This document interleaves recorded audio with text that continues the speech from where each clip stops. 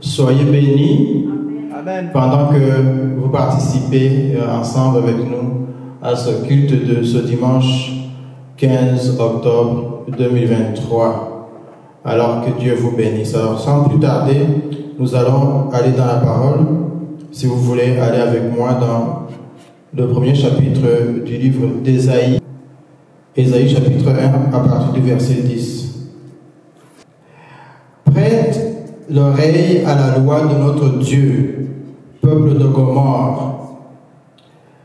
Qu'ai-je à faire de la multitude de vos sacrifices, dit l'Éternel? Je suis rassasié des holocaustes de béliers et de la graisse des veaux. Je ne prends point plaisir au sang des taureaux, des brebis, des boucs. Quand vous venez vous présenter devant moi, qui vous demande de souiller mes parvis? Cessez d'apporter de vaines offrandes. J'en ai horreur. J'ai en horreur l'encens, les nouvelles lunes, les sabbats et les assemblées. Je ne puis voir le crime s'associer aux solennités. Mon âme et vos nouvelles lunes et vos fêtes, elles me sont à charge. Je suis lasse de les supporter. Quand vous étendez vos mains, je détourne de vous mes yeux. Quand vous multipliez les prières, je n'écoute pas. Vos mains sont pleines de sang. Verset 16.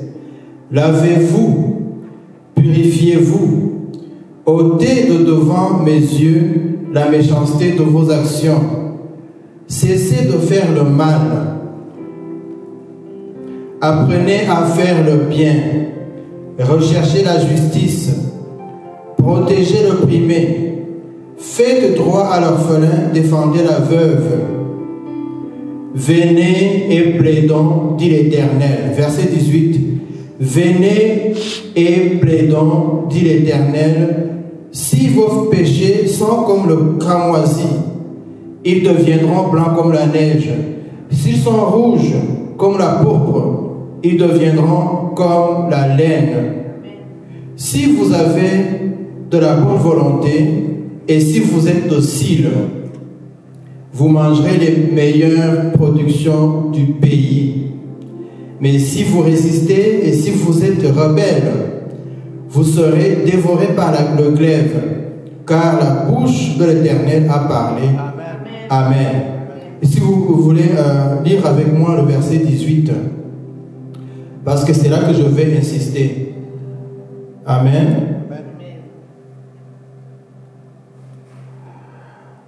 Le verset 18, est-ce qu'on peut le lire ensemble? 1, 2, 3. Venez et plaidons, dit l'Éternel. Si vos péchés sont comme le cramoisi, ils deviendront blancs comme la neige. S'ils sont rouges comme le pourpre, ils deviendront comme la laine. Amen. Alors moi, j'ai pris ce verset-là d'entre cette longue tirade de ce chapitre 1 de Ésaïe, parce que justement, je voulais nous inviter à argumenter avec Dieu, n'est-ce pas?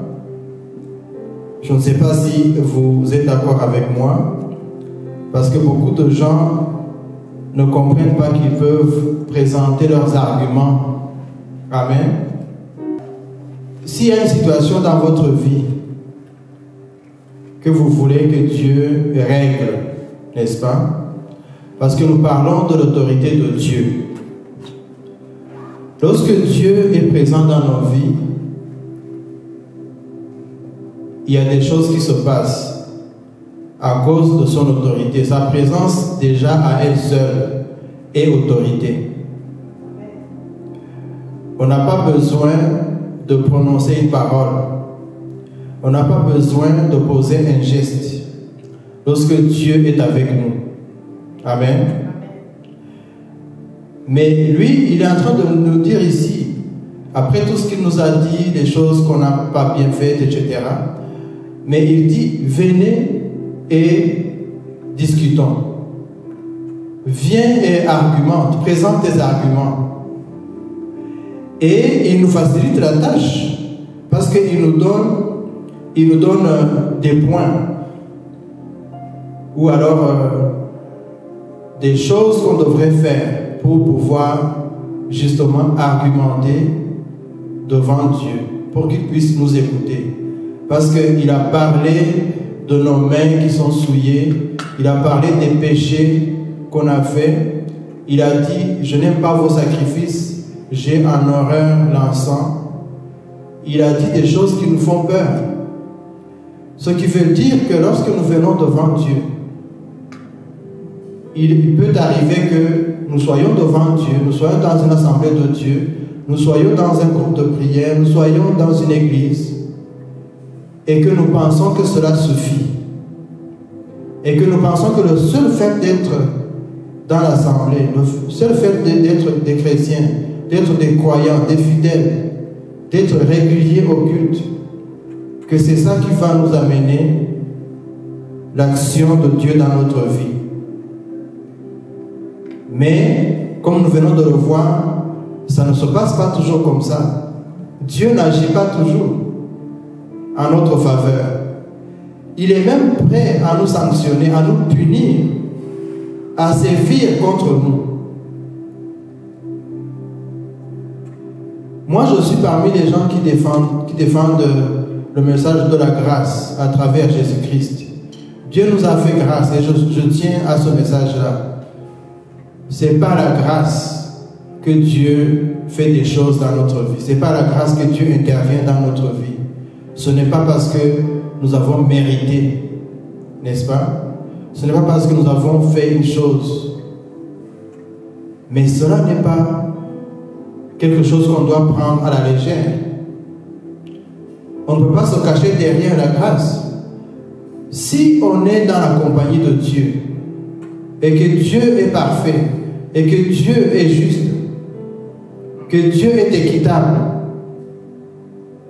que Dieu aime l'orphelin et la veuve, si nous sommes dans la compagnie de Dieu, qui a toutes ces bonnes choses qu'il fait, ces bonnes valeurs, ces bonnes qualités, je n'ai pas de doute que nous allons être imprégnés par la présence de Dieu. N'est-ce pas? De la même manière que lorsque nous sommes dans la compagnie des gens qui fument, même si nous ne fumons pas, on va sentir la fumée. Nos habits vont sentir la fumée.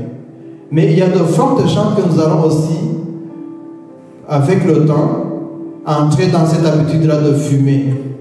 Fumer, ici au Canada, le chanvre, c'est permis. Tu peux aller acheter dans le magasin du gouvernement la quantité légale. Donc, les gens peuvent fumer. Et si tu es dans la compagnie de ces gens-là, tu vas aussi être amené ou tenté à faire ça.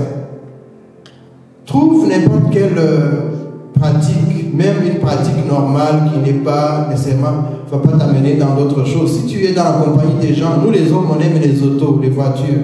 Si tu es dans la compagnie des hommes qui aiment les autos, les grosses autos, les motos, tu vas te retrouver en train d'aimer ça, n'est-ce pas? De la même manière, lorsqu'on est dans la compagnie de Dieu, parce que moi je pense que lorsqu'on est croyant, la Bible nous dit qu'on est des enfants de Dieu. On est dans la maison de Dieu. On est dans la compagnie de Dieu. Dieu nous dit, je suis toujours avec vous, je suis Emmanuel. L'Esprit de Dieu est avec nous. Et les gens qui nous regardent, les gens qui nous écoutent, moi je ris souvent parce que il y a des gens qui me regardent sur YouTube ou Facebook et qui disent, mais celui-là, mais je le connais, j'ai été à l'école avec lui. Oui, tu me connais. Mais c'est vrai, je te connais aussi. Mais est-ce que le fait que je sois en train de parler de Dieu te gêne? Pourquoi ça te gêne? Est-ce que c'est ton problème?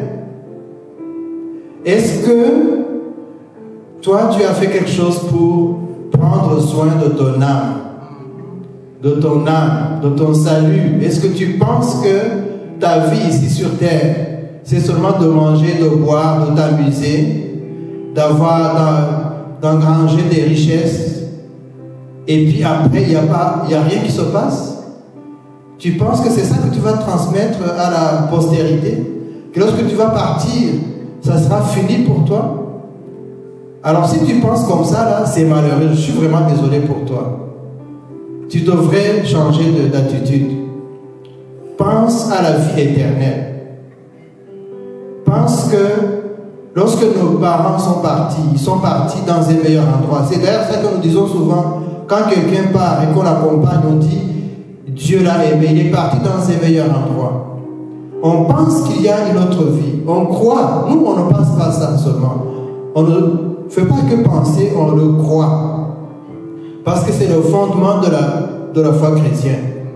Alors Dieu nous dit, venez argumenter avec moi. Oui, il y a des choses qui ne vont pas dans ta vie. Il y a des choses qui ne vont pas bien dans ma vie. Il y a des injustices.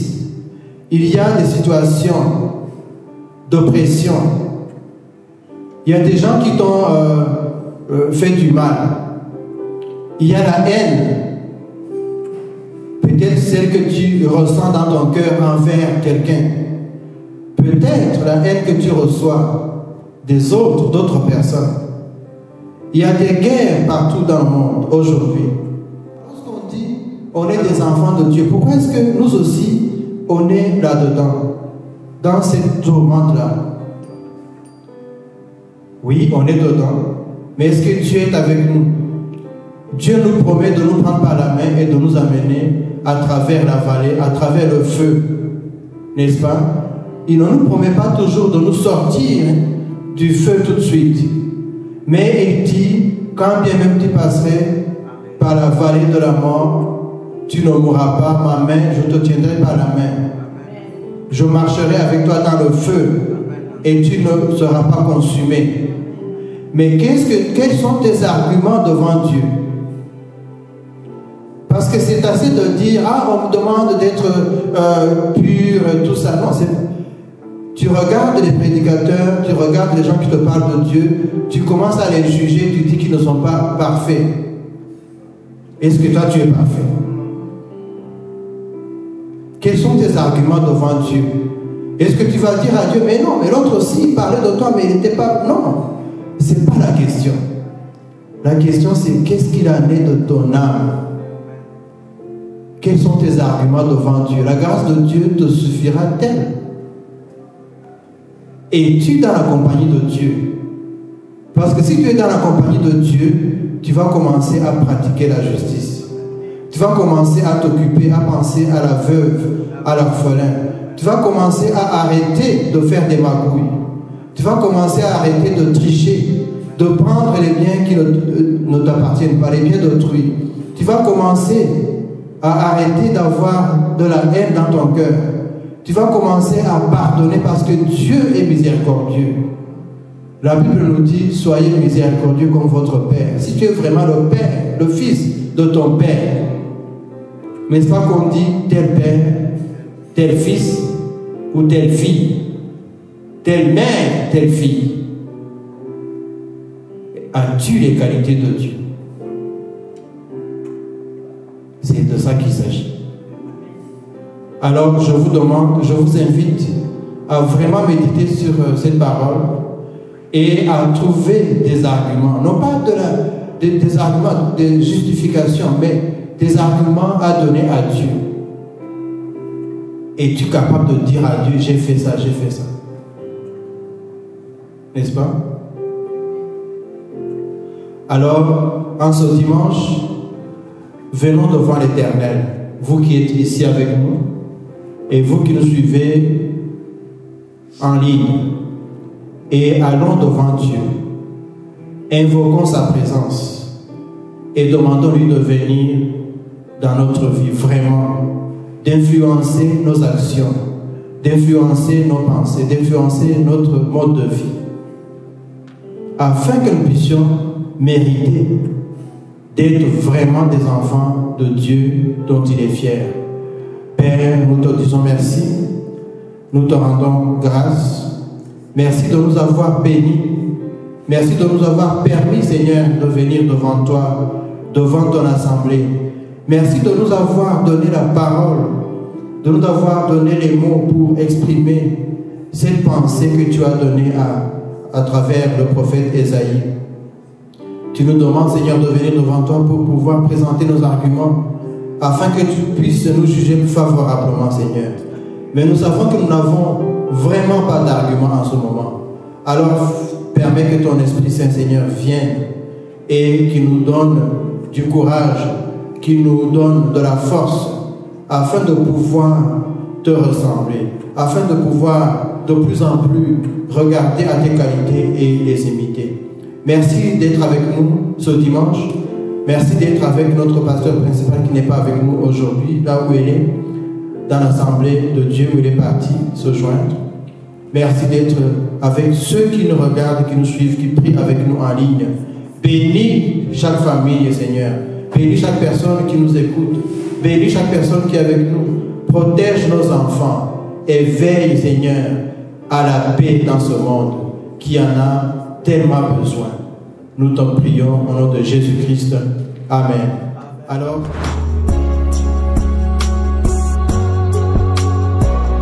East Wind Ministries, seeking God to impact nations.